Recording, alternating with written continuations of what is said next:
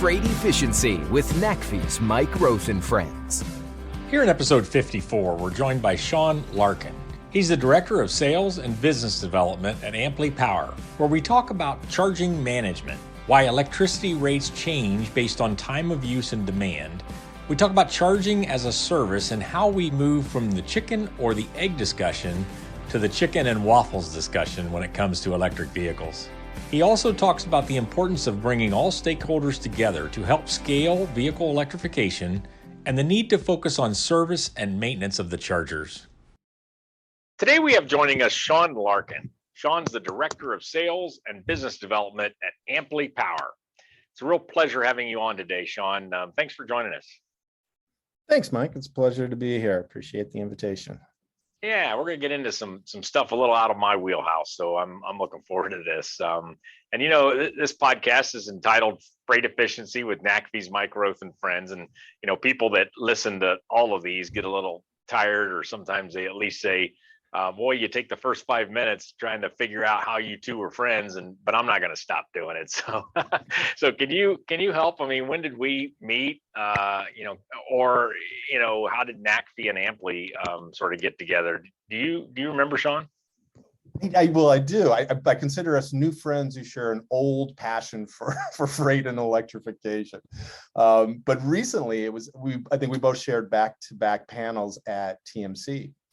Their annual meeting in Orlando, and so we had the opportunity to finally meet in person. But I think Amply and some of our peers that we've worked together for many years have known you and the great work that NACFE has done for a number of years. So that was great to finally meet you in person. Yeah, I knew about you, the company, and then when Lexi came over, I thought, boy, that's a real good match. And so, this space of freight and electrification, I mean, it's so exciting and so much is going on. And part of me wants to kind of slow down to go fast, but I'm not so sure that makes any sense. Maybe we'll get into that. But yeah, I remember TMC was really exciting this year with a lot of electric truck work, and Amply had a booth, and others were so it was sort of like the first time, because TMC is service and maintenance people, so this is sort of the real trucking folks. And so I think electrification, if it's part of TMC, then it's become part of moving freight. Did it feel that way to you?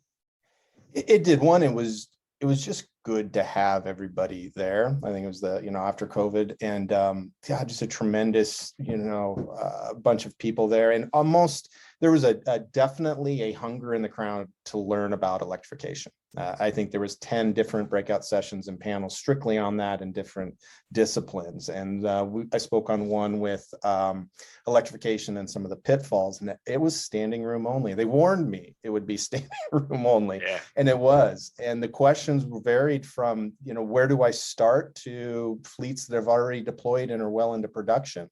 So it was a great kind of full spectrum of where people had knowledge and experience.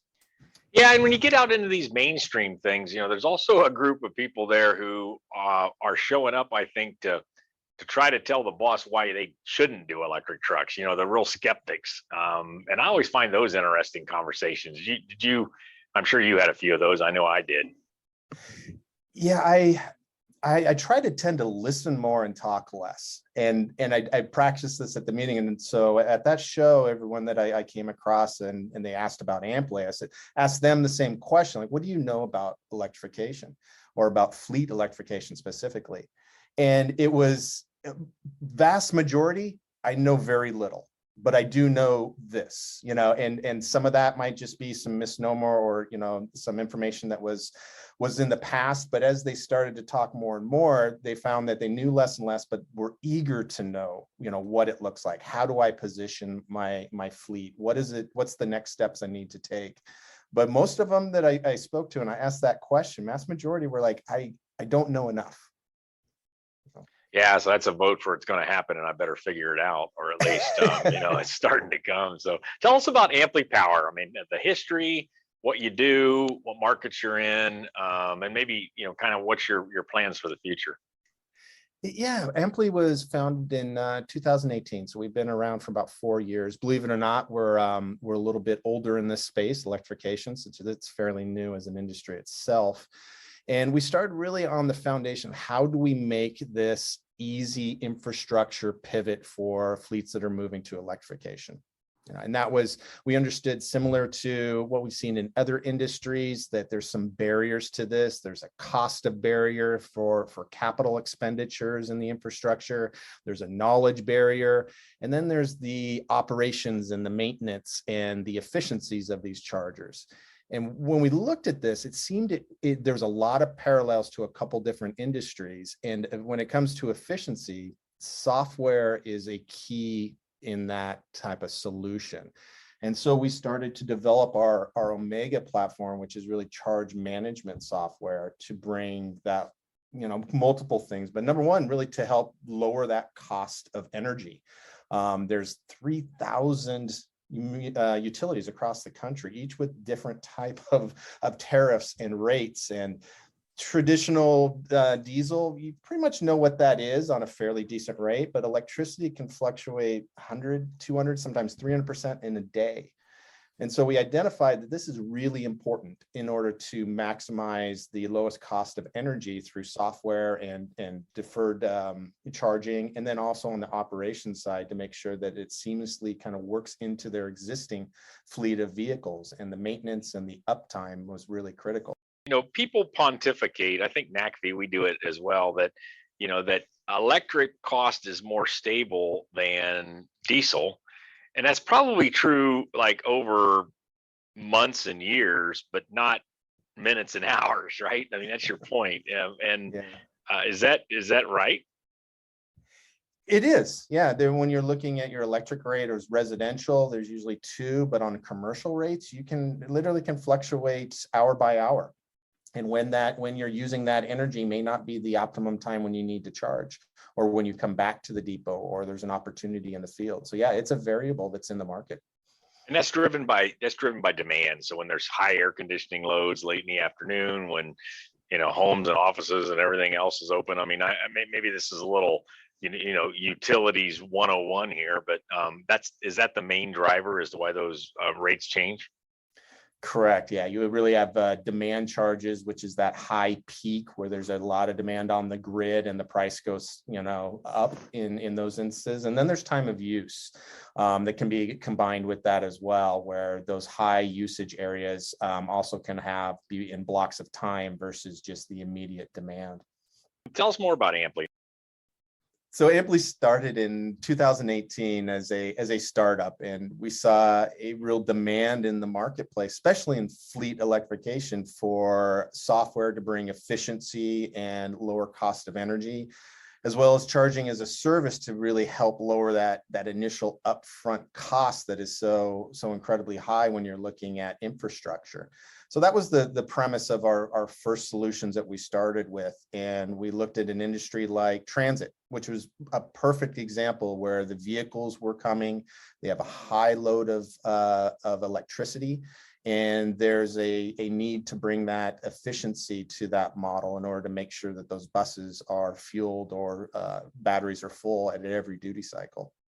It's a big deal because, part of me wants to say, well, let's just get the truck and the charger in place and then we'll worry about this later. Well, I'm not sure that's possible. I think we got to, and because there's opportunity, right? I mean, we saw in Run On Less Electric, we'll get into in a minute, but we saw that in some cases, the trucks were coming back to base, plugging in, they were fully charged in an hour, and then they just sat around for 8-9 hours before they were used again. So, part of what you're talking about is making good choices about when to charge, how fast to charge, how slow to charge. Can we charge multiple trucks on the same charger? What's the labor implication of that versus, do you plug them all in and then it just knows which one to go charge? I mean, all that's so fascinating. And I think really important as we begin to scale. Yeah, if you talk to a fleet manager, that's a very complex solution for that. And that's where we saw that there is a need to make this as simple as possible. I heard a phrase that was great this week. It used to be what came first, the infrastructure or the vehicles, like the chicken or the egg. And now it's really chicken and waffles. it comes at the exact same time. When you think about what vehicle you're going to be purchasing, you have to start beginning to think about the infrastructure and coordinating the stakeholders that are going to make it a successful project. Are you doing both passenger car? Sounds like you're into fleet electrification, but are you doing passenger car as well as medium and heavy trucks? Yeah, our beachhead was in the transit space, and we've quickly identified and moved through to the medium and heavy duty. And yes, light duty is definitely on our roadmap, and many conversations and solutions that we're developing around that. What's really driving a lot of this is really the deployment of vehicles.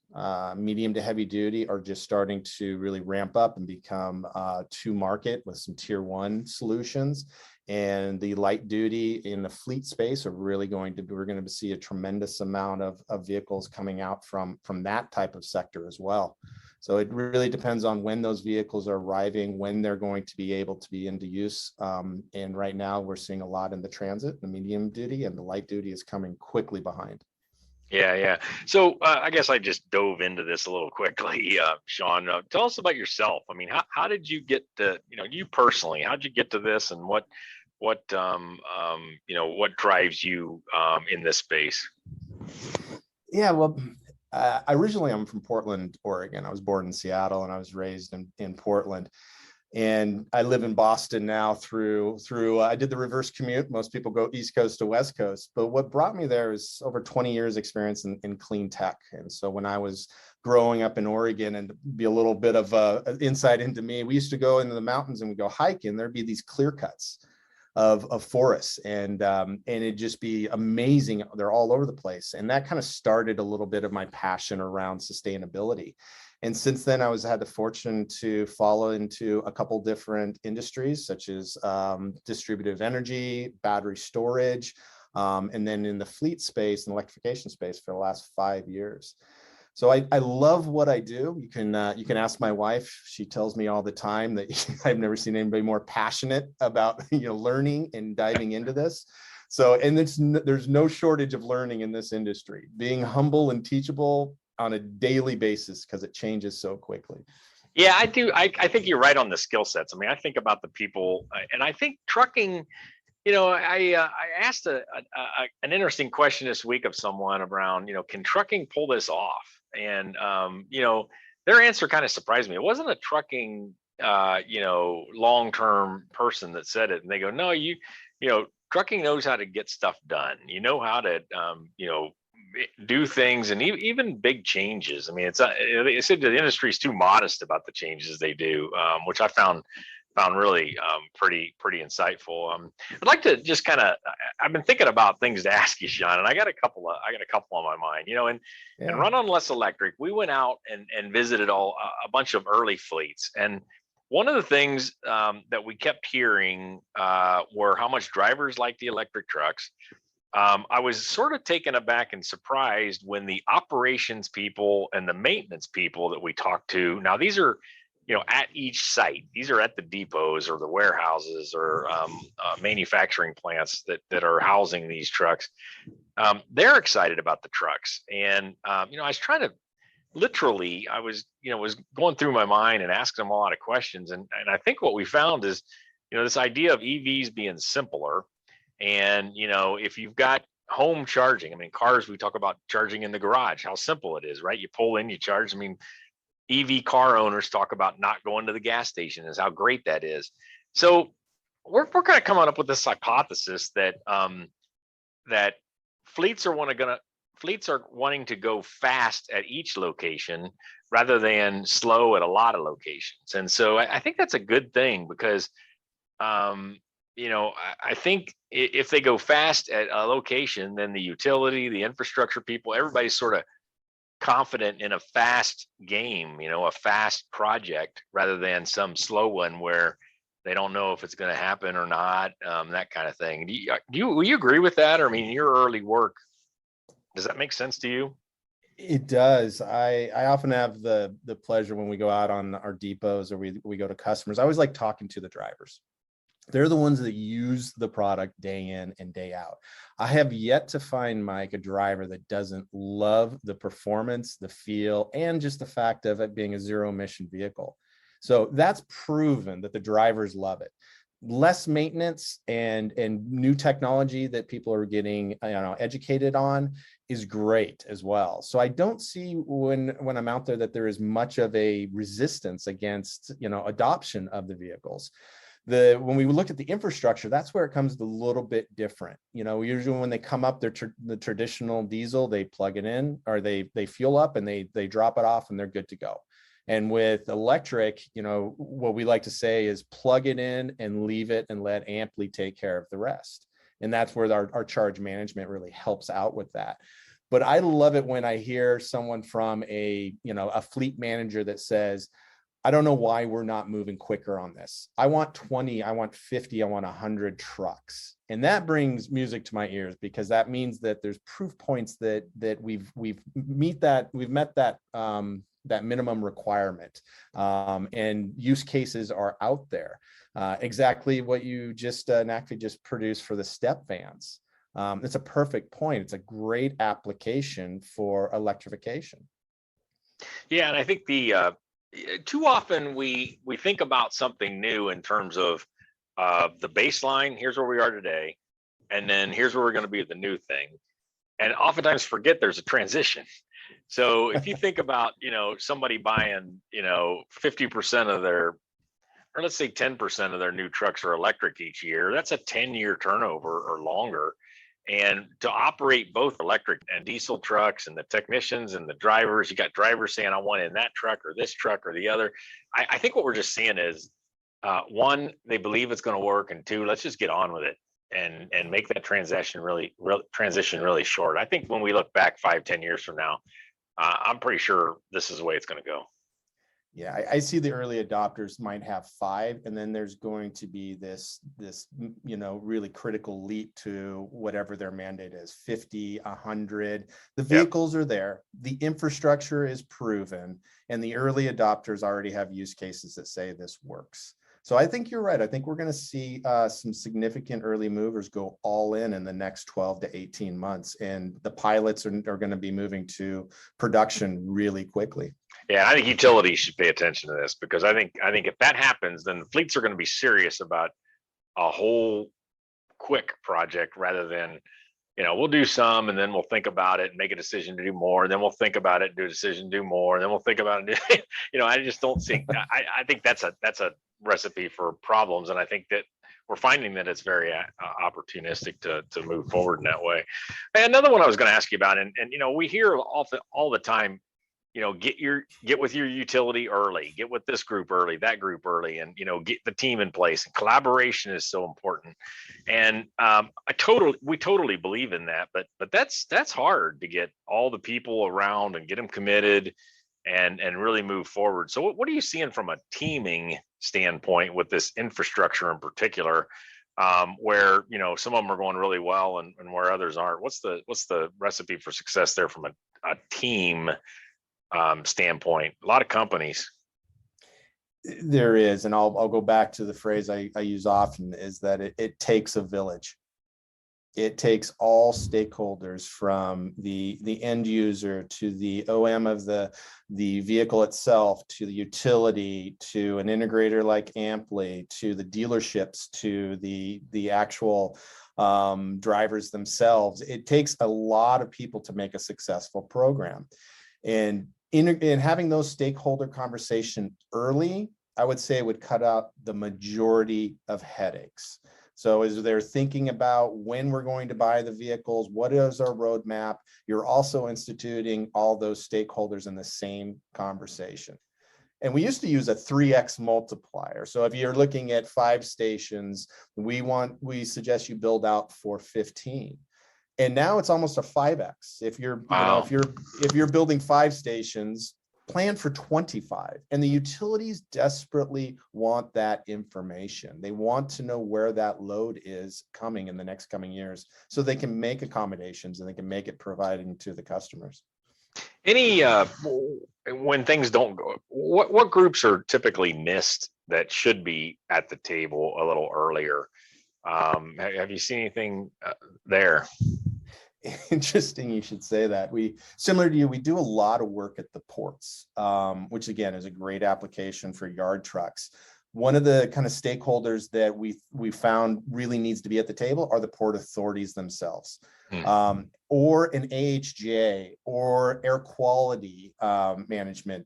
There's some stakeholders that you can bring in and just see if there is a input or a value that they can be at those discussions. But not having them there can have worse ramifications than just asking the question. Yeah, really good. So something else that is on my mind is that a lot of you are bring an energy background, like you said earlier, and are learning freight and trucks, where a number of us, we've been around our whole lives, or it's been a career and we think we know it all.